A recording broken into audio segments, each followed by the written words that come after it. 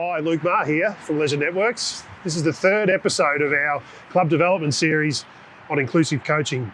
This webinar we get to chat to Dale Amos, and it's all about inclusion. We want our kids to be welcome, we want our adults to be welcome, and we certainly want everyone from all walks of life to be welcome in any sport that they choose to play. Hi everyone, Luke Marr here from Leisure Networks. I'm the AAA Program Coordinator, and welcome to our part 3 of our club development webinar series.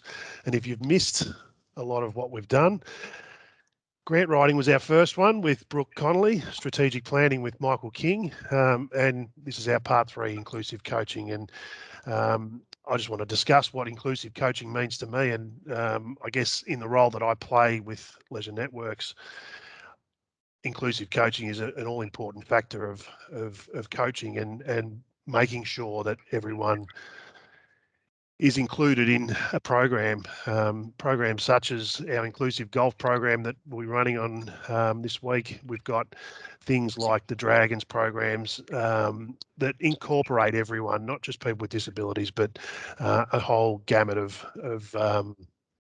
people, both participants, volunteers, coaches, through any form of sporting club. Today, we're lucky enough to be joined by, I guess, perennial AFL assistant coach, but also probably one of Geelong's best ever coaches. And our region has been lucky and blessed to have some unbelievable local coaches from grassroots level to elite. But Dale Amos has been a stalwart in our region from a development point of view across a 20-25 year period, starting at South Barwon, premiership coach there, working his way through to the Cats, VFL, AFL, and obviously my mighty Blues, being there for the last 5 years. So welcome, Dale. Thanks, Luke. Great to be here. This is exciting for us. We get to chew the fat. I know we've done this sort of stuff before in past lives, but this little webinar series that we're doing with Leisure Networks will be fun, and we're just going to go through what we see as inclusive coaching and go through, I guess, my top 5 tips, but we'll get your thoughts as well. So I'm going to pose the question to you, mate, from the start. Inclusive coaching, what does that mean to you? What does that mean to Dale Amos? Look, inclusive coaching's probably changed for me over my journey. I think, early days in my coaching career, I was far more focused on the technical and tactical. And I think as I've gone through, I've grown to understand that the inclusive coaching mentality is about a shared experience. It's about one which allows the people you are coaching as the coach to have the best experience they can, to be part of the process, to learn and explore, and have the opportunity to grow in an environment, but also for you as the coach to to share in that experience. And it's very much a transactional experience where you're both involved in it, and both the learner and the teacher are equally a part of the process, which is really critical. I think it helps us to share the enjoyment of what coaching should be. I think before we get into the tips, but I think the one thing for me is that inclusive coaching is it's not a demand, but it's something that, I guess, whether you're coaching at an under-9 basketball team or a Carlton footy club, coaching in general, you need to have that inclusive aspect of it. I guess it changes depending on whether you're at grassroots or elite to a point, but a lot of the principles remain the same. Yeah, they do, and it's one of the learning experience as much as anything, because we as coaches can fall into the trap of doing a lot of telling, and whilst we feel good and we feel like we're contributing and we're sharing our knowledge, often that doesn't necessarily transfer to the recipient understanding exactly what you're talking about. Just because you understand doesn't mean they do. So much of the inclusive coaching sort of model is around allowing experiences and for people to be able to make mistakes, and a little bit of it is allowing them to be able to work it out for themselves, which is critical in the learning process. And I think that's ever more critical when it comes to, say, working with people with disabilities, that you could have an elite basketballer with a disability, but you could also have a very, very different looking look at someone's, I guess, skill ratio between whether they're elite and whether they're not, but they all fall in that compartment of disability. So working as a coach to I guess maneuver around those tricky factors becomes ever more prevalent when you're coaching a team of people with disabilities. Yeah, definitely. And I think the measure of your success is really important. Understanding what that looks like, and both as from a team level, but also from an individual level, that will be very, very specific to the people you're dealing with. And Yep. Often trying to work out what that looks like and where your wins are and what growth is, and even the success of a specific drill. What does that look like for individuals is really important. So being able to celebrate those, acknowledge those, and understand what that looks like is a critical part of it. Yeah, totally.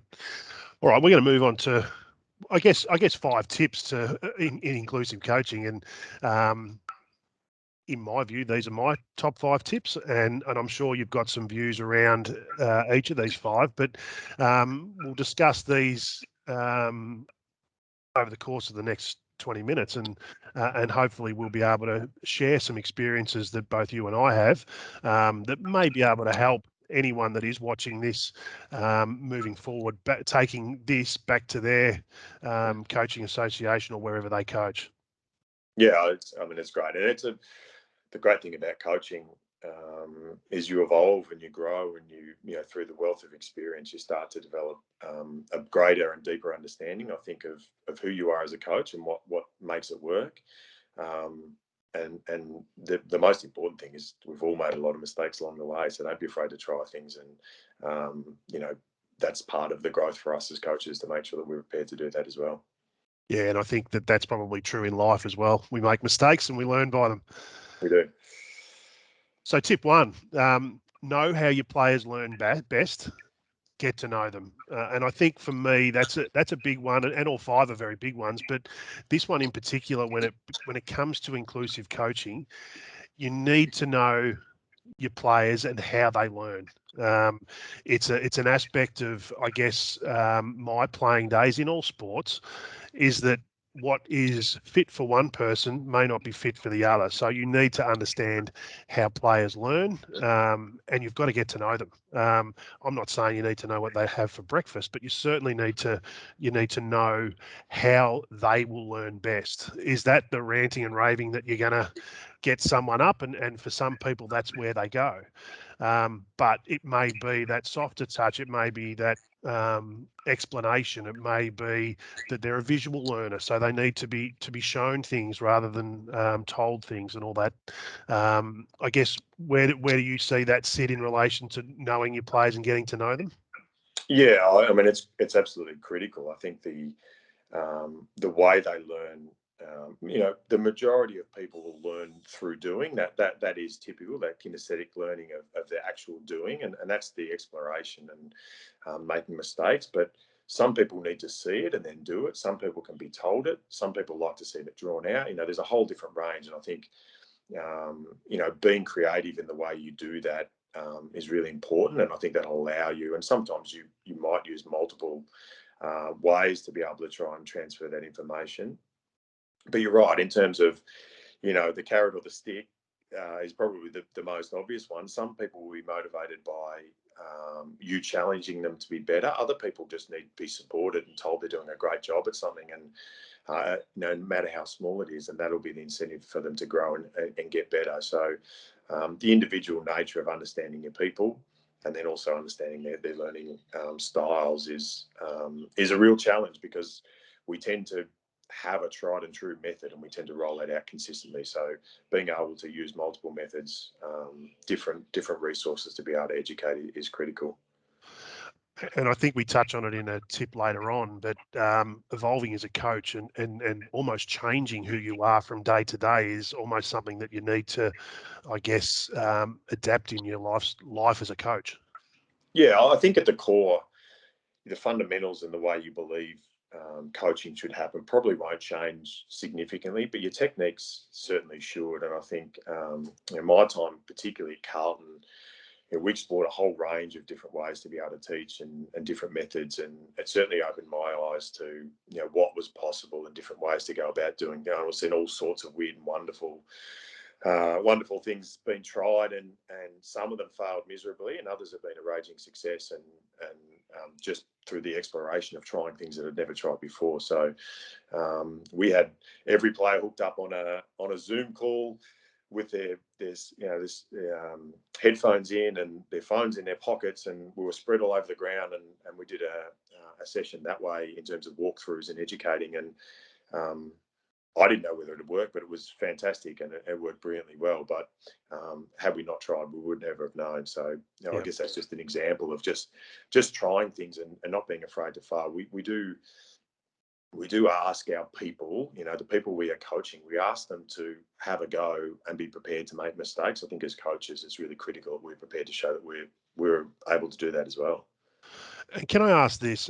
And I know that from an elite level, it's certainly something that's touched on through the media. But I look at local footy, and unfortunately, in the last 18 months, local footy has suffered. Local sport has suffered a lot through our COVID time. But I've been lucky enough to have an involvement with the Geelong Dragons footy team. The love of the players have for their coaches it's almost I guess it's a breath of fresh air. It absolutely is, because the coaches have taken the time to obviously get to know their players, and to be able to share, I guess, what both the coaches enjoy, what the players enjoy. But you can just see that there's a common bond between them. Is that something that's also expressed at elite level? It is. It's a challenge to keep it present, but it shouldn't be. I don't think. Having seen junior teams and teams with disability perform before, you get the sense in that environment it's purely about the joy and love of being able to do it. And at the core, that's what AFL footy is. My memories of junior football are about the fun and my mates and the enjoyment of being involved in that. It's not about success or discipline, or they come and they're great byproducts, and you learn great values being involved in footy, but particularly at junior level. And I think it's a pure sense of the game, and it's why it's the greatest game in the world, is that it is about joy and fun and teammates and a shared experience. I think the more we can keep that, and it's not just for athletes with disabilities, it's not just for juniors. I think that should be everywhere. I had a really interesting discussion with some coaches from New Zealand the other day, and they were talking about how the rugby players always start with a game of kick tennis or something. It's always about fun to start their training sessions, and it's a fundamental part to what they do, and it doesn't matter whether they've been winning or losing. It's always present in what they do, and I think there's probably a little bit in that. Yeah, totally. And that whole inclusive coaching becomes an inclusive team, becomes an inclusive club, and I think that's ever important in the field that we all work in. Let's move to tip 2 now, mate. Focus on what a player can do rather than what they can't. For me, and this probably comes back to almost in life, we all have things that we're really, really good at. And there's probably things that we're really, really bad at. I'm the first to put my hand up and say there's a lot of things that I'm not good at. But as a coach and as a person, we tend to want to highlight what we can't do rather than praise what we can a lot. And I think from an inclusive coaching point of view, if we can try and get our coaches to revert back to the focus on what they can do more so than what they can't, I think that then brings out that joy and happiness that we're talking about in tip 1. Yeah, no, I couldn't agree more. I think if you talk about the process of your week, if you're talking about training and then ideally leading into games, I think when you come to game time for players, you want them to feel great about themselves, and you want them to be 100% solely focused on their strengths, and you want them to feel great about that. And I think as a coach, that's really your job, to be able to have them feel great about that. I think if you then move to the training, you are doing that. And then I think what you're trying to do is create an environment where the areas maybe that they're not quite as strong in that they want to work on, you create a safe space where it's okay to be able to do that as well. And failure is 100% fine and almost expected if you're going to try and work on an area that they're not quite as strong in. So that's how I would see. If you talk about a week in terms of the training and the game, that's what I would see is the difference between the two, and how you would try and incorporate those areas maybe that they're not quite as strong at. Again, you've got to create that environment as a coach that is safe for them to feel like they're comfortable to work on that. But once you get to games, it's really focus on the strengths. And we do. I think the longer we go with athletes, the more we tend to see the things that they can't do, unfortunately. Yeah, and I think that's, like I said at the start, from a coaching point of view, it's easier to see someone, I guess, fail than it is to see them succeed. Because if we're kicking a footy or hitting a golf ball or hitting a tennis ball or whatever it might be, whatever sport you might be playing, it stands out what you can't do more so than what you can. If you're hitting a good forehand, but you don't have a backhand, you know where the focus is going to be. It's not going to be about the great forehand that you've hit. It's going to be, well, let's work on your backhand. So taking the focus away from, I guess, what you're poorer at than what you're better at. Yeah, and the players will become an extension of you as the coach.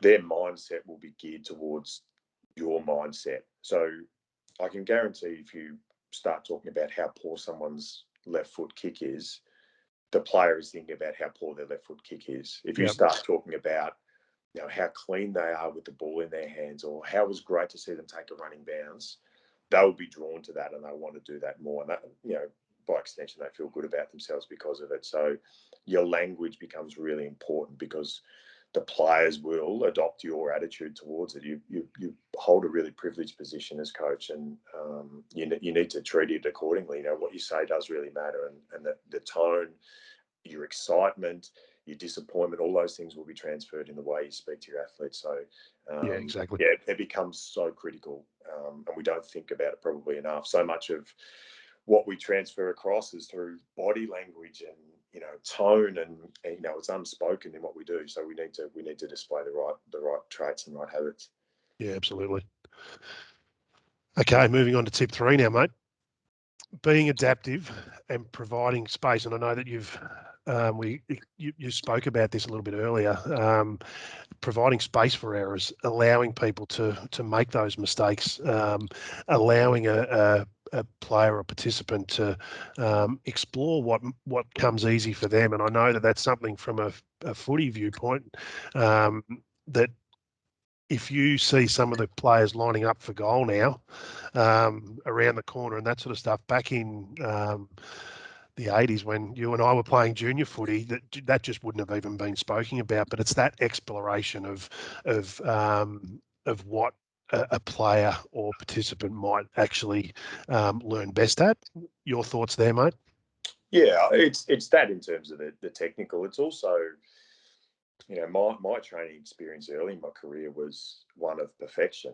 It was cone to cone, and it was trying to create repetitive behaviours where things were executed, and if training wasn't looking perfect, there was something wrong with what was happening. I think we've evolved to a point where we're creating environments to allow players to just work it out.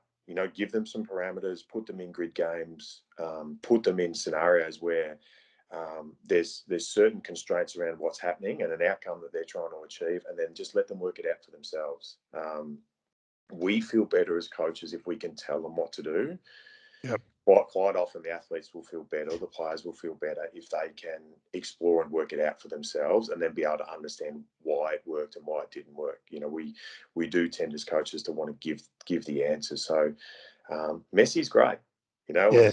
and not working is great because it gives you an opportunity to explore with your people why it did or why it didn't work. And our game is incredibly hard. There's so many people on the field. There's so many decisions that need to be made. So give them the space to be able to work it out. And if they have the solutions, they're going to be able to provide much better outcomes when it comes to performing in games, because they will have worked it out for themselves. They haven't been told what to do. They've found the answers for themselves. It's a really uncomfortable part of coaching because it doesn't feel like we're doing our job by sitting back and just letting it happen. But our job is to guide them and give them a little bit of direction, give them enough space to be able to work it out for themselves. And I think that from a grassroots point of view, it totally means that coaches don't.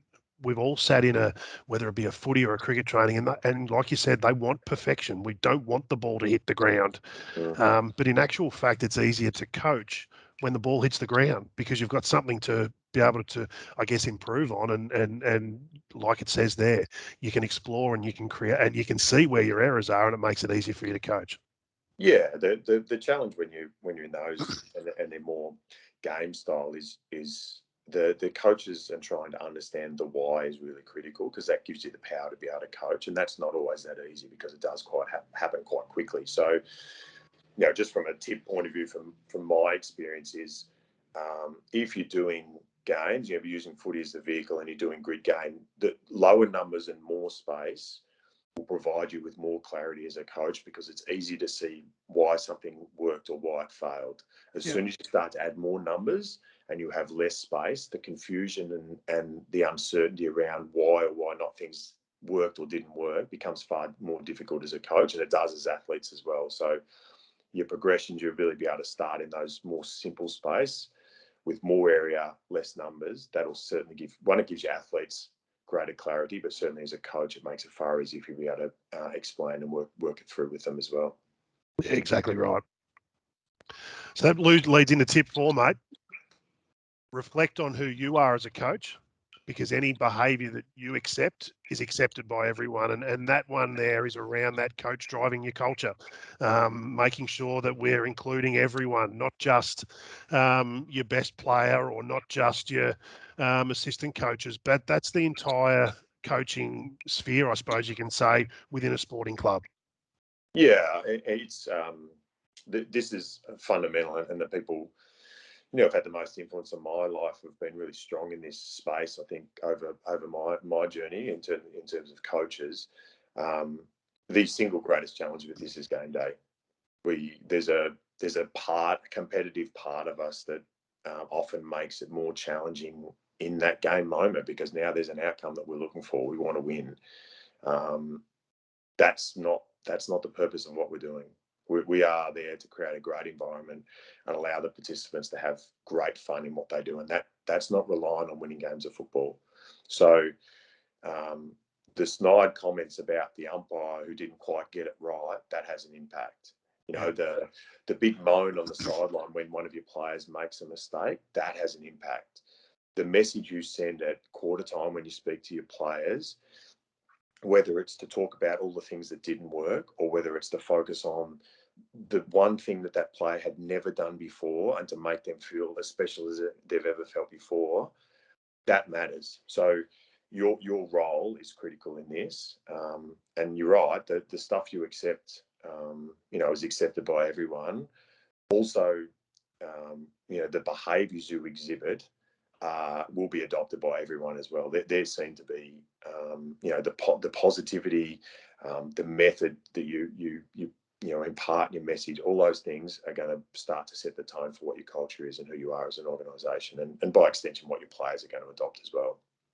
And I think that works from both ends of the scale. Whether you were David Teague or Michael Voss coaching at Carlton, through to Clinton Wells coaching at South Barwon at a footy, or Chris Crabb coaching a group of kids at a golf course. Regardless of where that sits, this is an important aspect of you becoming a coach. Yeah, it's absolutely critical. Again, what is your purpose as a coach? And if it's geared around enjoyment, inclusivity, create a great environment, you are the champion of that, and it's really critical. And probably the most obvious example is umpires. And if you as a coach ever say anything about any of the umpiring on game day, you have no leg to stand on in terms of your players complaining on the field. Yeah. They will adopt your habits, and the parents will adopt it, and the people supporting, like everybody does, the runner will. So you play a significant role. You're the head of this, and you champion who you want to be, and you need to be prepared to pull up the things that aren't what you represent, but you Yep. also need to display the habits that you do. Yeah, exactly. Final tip, mate. We're getting close to the end. I guess define what inclusion means to you and challenge your players to be inclusive. And I think from my end, in the field that I work in, and obviously I'm very new to this field, but having worked through footy and the Dragons before, you need to have I guess, a definition of what inclusion means to you. And for me, it encaptures everyone. I guess it captures the under-9 coach. It would possibly capture Dale Amos at Carlton or wherever it goes. But I want to be that coach that includes everyone. I don't want to be that coach that I've got my 4 best players and they're the only ones that I really care about. I want to be an inclusive coach of my team. And by extension, especially for a lot of senior coaches at grassroots level in any sport, you become a coach of your club, whether you want to be or not. If you're a senior coach at Highton Cricket Club, you, by extension, are coaching the club. Whether you think that you're an A-grade cricket coach or a first cricket coach, by extension, you're coaching the whole club because you're seen as that person. You're seen as the figurehead. So from my end, to be an inclusive coach, and my definition of inclusion is to include everyone, and that could be at a junior level, including parents in emails and literature and your speak and your speeches. And then at senior level, like I said, capturing every single player at your club. I think for me, that's where my definition of inclusion comes in. Yeah, no, I couldn't agree more. I think, people talk about purpose or higher purpose, and that this is kind of where it comes in, because that you want people to feel like they belong to something a bit bigger than themselves. And your job as a coach is to make the players, family members, runner, team manager, supporters, you want to make them feel like in some way they belong to that grand division, and it's been really fortunate to work in AFL footy for quite a while now. It's something unique about AFL footy. For as a job, we all strive towards something that's bigger and bigger than ourselves, and that's what you're trying to do. And it doesn't have to be success, but it's what the footy club represents. It doesn't have to be winning games of footy. It can be the way you go about it. It can be the fun that you generate. It can be the nature with which you go about all of your business and how you do what you do. That's what the inclusion in it, and it's for everybody, and it's challenging. But the one thing I will say with this, in terms of inclusion and creating an inclusive environment, is little things matter. This is about hundreds and hundreds of little things. This is not about one big thing. This is speaking to the parents and getting to know their names. This is allowing players the opportunity to play in positions that they've never played in before. This is acknowledging something that someone had never done before in a game, however little it might seem in terms of the biggest scheme. That's what it is. It's creating a social environment where people feel like they can be really safe and they love being around it. That's what the inclusive element of this is. And it's not an easy thing, because it is a culmination of lots and lots of little things, I think. And I think that that's going to be the challenge for every single coach in every single sport moving forward into, I guess, the post-COVID times, is to get people back into sport, to become inclusive, to include everyone, because it's taken such a large hit over the course of the last 18 months, sport in general. So to have an inclusive minded coach and inclusive minded people at your sporting club is going to be one that stands them out above the others. Oh, no doubt. I think the clubs that are the most inclusive will benefit the most through this next period. I think we've all missed sport to some degree through the last period, and local sport in particular has really suffered because of it. And the competition and the training and the competing, like, people have missed that to a degree. I think people have missed the social interaction and the connection piece that comes. It's something really beautiful about it in community sport, that you don't really get anywhere else. It's that connection, the social connection, the feeling of belonging to something that is beyond yourself. It's really an amazing thing, and the clubs that can create that the most and remind their people of how important that is, they're the ones that are going to benefit the most. And our, by extension, the shared experience of everyone will be better because of it as well. Yeah, no, totally agree, mate. So just recapping our top 5 tips on inclusive coaching: know how your players learn best, focus on what they can do, not what they can't, be adaptive, reflect on who you are as a coach, and define your definition of inclusion. And I think that there's probably another 25 tips that we could add into there, mate, but we have run out of time. Good luck in your next journey in life, mate. I'm sure it'll be a successful one. Congratulations on everything you've done thus far, and I'm sure that we'll be able to hear from you soon. Yeah, thanks, Luke. I really appreciate it. It's one of the great privileges of having been able to do what I have done in the last 13 years in AFL footy, is that I get to share a bit of my experience, and hopefully it's of some benefit. I started in local footy and feel indebted to the great people who helped me along the way. So, hopefully I've been able to help and add a little bit of value today. And, some of the great coaches out there can continue to grow and get better and give our athletes the best experience we possibly can. Awesome, mate. Thank you. Thanks, Barry. We'll chat soon. See you, mate.